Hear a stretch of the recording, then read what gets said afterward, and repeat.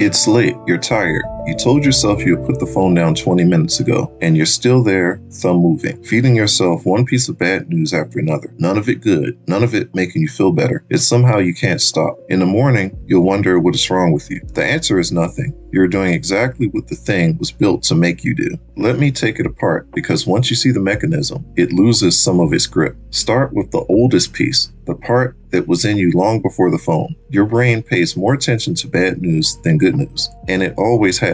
To an ancestor living in a dangerous world, a rustle in the grass might be a predator mattered far more than a pretty sunset. The person who ignored threats did not last. The person who scanned for danger, who could not look away from what might hurt them, survived. So you inherited a mind that treats threat as urgent and good news as optional. Your brain is built to hunt for danger. Bad news feels like survival. That wiring was useful on the savannah. On a screen that can show you every disaster on Earth all at once, it becomes a trap. The feed is full of threats, none of them in your actual room, all of them lighting up the ancient alarm that says, pay attention, this matters, don't look away. You're not weak for staring. You're running very old software on a machine designed to exploit it. Now add the second piece, one that was built on purpose. The feed does not end. There is no last page, no bottom, no natural stopping point. That is a design choice, and it works on the same principle as a slot machine. You pull, and you do not know what you will get. Maybe something boring, maybe something shocking,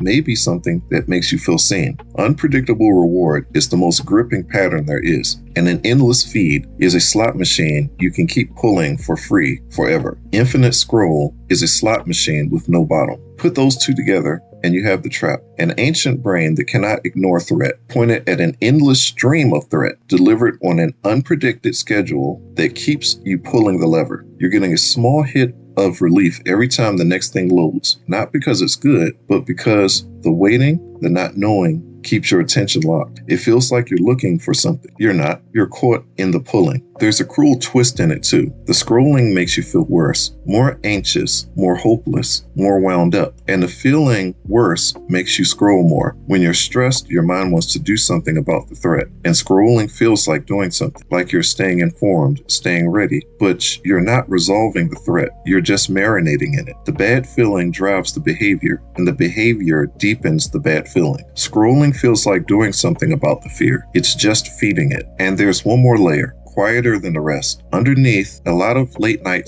scrolling is a wish not to be alone with yourself. The feed fills the silence. It gives you somewhere to put your attention that's not your own thoughts, your own worries, the quiet of the room. That's why it happens most at night, in the dark, when everything else has stopped and it's just you. The scroll is not really about the news. It's about not sitting in the quiet. So what does any of this tell you to do? I'm not going to tell you you just have to have more willpower, because willpower is exactly what the design is built to outlast. The machine is engineered by teams of people to beat your self-control. Fighting it head on, night after night, is a losing game. The useful moves are quieter, and they work with how your mind actually operates. The first is friction. You don't have to win the willpower battle if you never started. Charge the phone in another room. Take the app off the front screen. Set it to gray. Every small obstacle between you and the feed is a place where the automatic reach can break, because most of the scroll is not a decision. It's a reflex, and reflexes need the trigger right there. Move the trigger and the reflex weakens. You don't have to beat the urge, you can just move the trigger. The second is to name what you're actually doing while you do it. The scroll runs on autopilot, and autopilot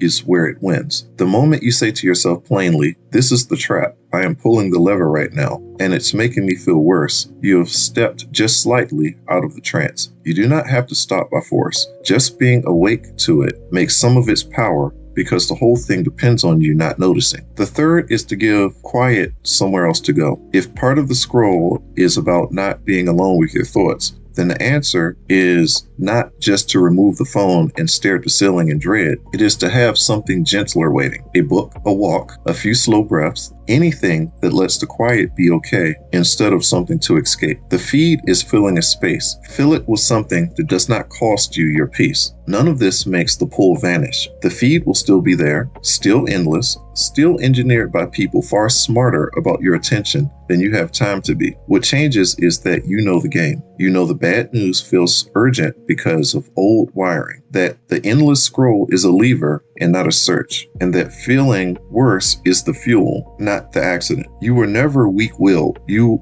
were a very old brain caught in a very new trap, one built specifically to hold you. Now you can see the machinery, and the next time you are lying in the dark, thumb moving, you can ask the better question. Not why can't I stop, but what am I actually looking for here? Usually it's not on the screen. Ask what you're really looking for. It's rarely in the feed. Start there. Some of the most capable people you know are quietly convinced they are frauds, waiting to be found out. There's a reason competence and confidence come apart like that. Next, we look at it. See you there.